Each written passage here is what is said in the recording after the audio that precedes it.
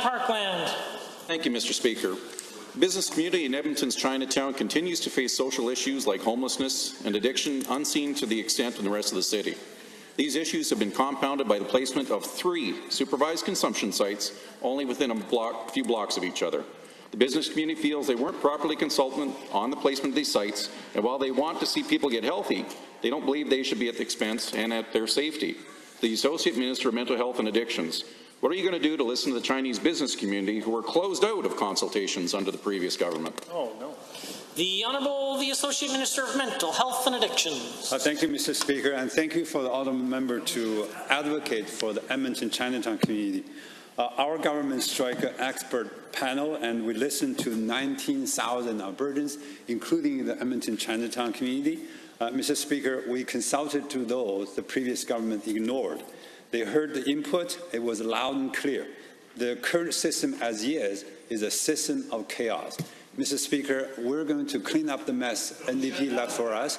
We're creating new funding for detox, funding new treatment, and funding recovery. We're going to get our burdens out of the honourable member for Lac-Saint Anne Parkland.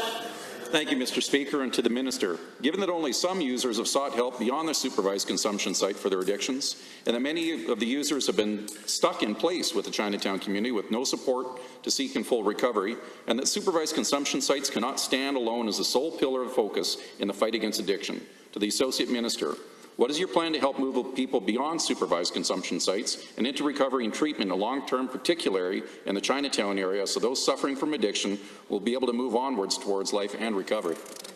The Honourable Associate Minister of Mental Health and Addiction. Thank you, Mr. Speaker. Great question. Our government focused on recovery. We focused on building a full continuum care to open up the accessibility for Albertans who can get out of addiction into recovery.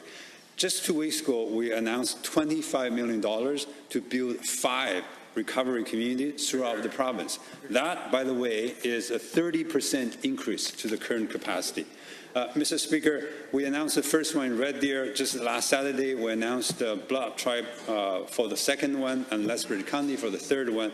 We're rapidly building capacity. We're helping our burdens get out. The honourable member.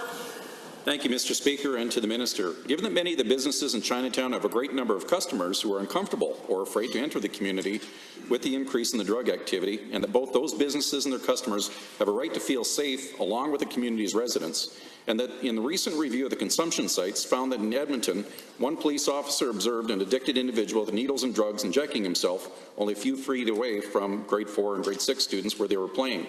And the police services are having difficulty dealing with the situations that are arising.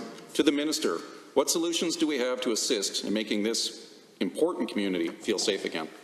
The Honourable Minister of Justice and Solicitor General has the call. Thank you, Mr. Speaker, and thank you for that important question.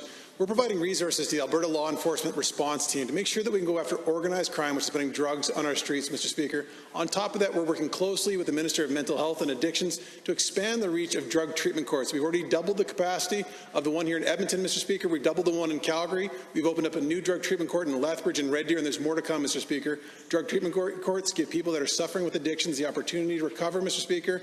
It's a tough process for them. It holds them accountable, Mr. Speaker, but it works and it saves lives.